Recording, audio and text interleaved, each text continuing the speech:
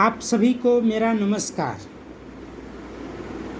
आज हम बात करने वाले हैं कि आपको राजनीति में क्यों आना चाहिए। बहुत लोगों के मन में विचार चलता रहता है समय समय पर कि व्यापार कर लूं, फिल्म इंडस्ट्री में चला जाऊं, शांतिपूर्वक संत महात्मा बन जाऊं, कैसे भी घर को पाल लूं, बच्चों को पाल लूं, परिवार को चला लूं। लेकिन इन सब के पीछे जो एक बहुत बड़ी चीज़ है वो है कानून व्यवस्था की। आप बहुत सारा अच्छा काम कर लीजिए, पड़ोसी को इग्नोर करके आगे निकल जाइए। आप अपने हिसाब से अपना जीवन जी रहे हैं, लेकिन जब तक व्यवस्था आपके राज्य में, आपके गांव में, आपके देश में अगर सही नहीं रहेगा तो आपका सालों सालों का मेहनत एक मिनट में चला जाएगा, एक दिन में जा सकता है, कुछ क्षण में जा सकता है। इसीलिए लोग चुनते हैं अच्छे लोगों को, अच्छे सरकार को, अच्छे व्यक्ति को, ताकि कानून व्यवस्था, प्रशासन व्यवस्था अच्छा बना रहे तो शांति, अमन, चैन रहेगा। तो लोग एक दूसरे से लड़ाई झगड़ा न करके आपस में भाईचारा बना करके रखेंगे और सब लोग मिलजुल के आगे बढ़ेंगे।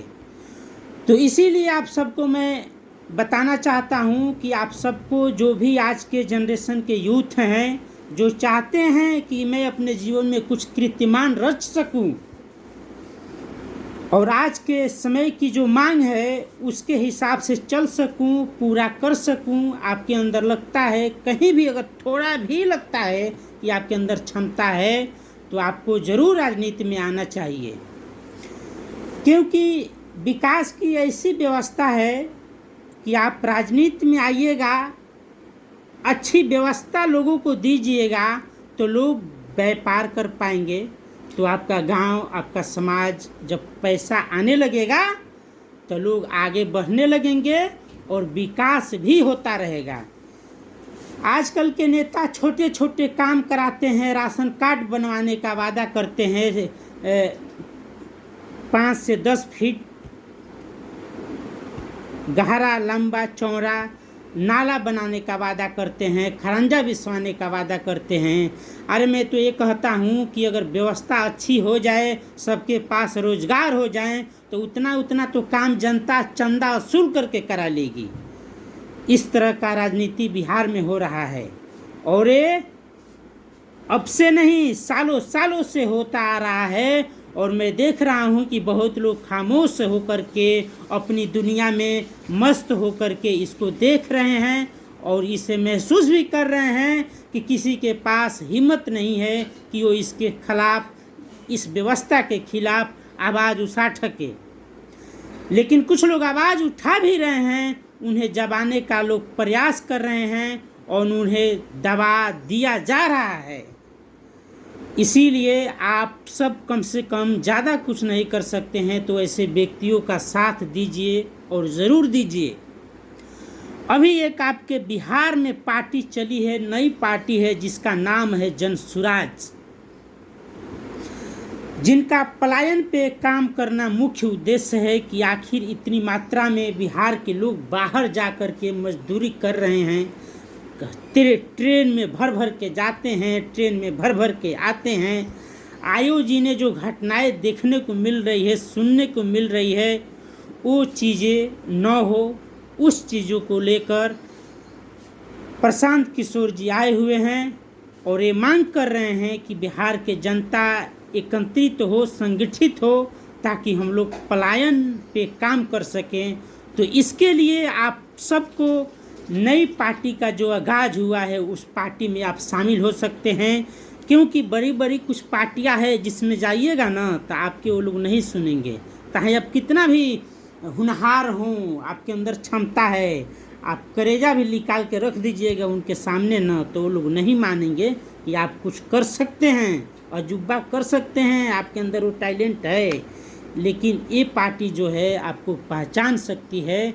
तो इसीलिए आप अभी से संकल्प लीजिए और ये मान लीजिए कि बिहार में परिवर्तन का धारा बह चुका है और इस परिवर्तन में अगर आप हिस्सा लेना चाहते हैं तो आप शामिल हो जाइए।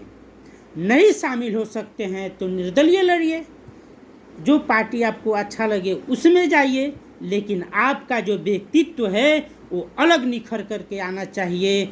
लोगों को पता चले कि ये बिहार का बंदा है और इसके जैसा अब तो कोई व्यक्ति नहीं है। ईमानदारी आपके अंदर कूट कूट के भरी होनी चाहिए, चाहे आपका जीवन 5 दिन का ही क्यों न हो। 5 दिन के लोग याद करेंगे, लेकिन आप 70 बरिस अगर जिंदा रह जाइएगा और कीड़ों के तरह चलते जाइएगा तो उसे याद नहीं किया जाएगा।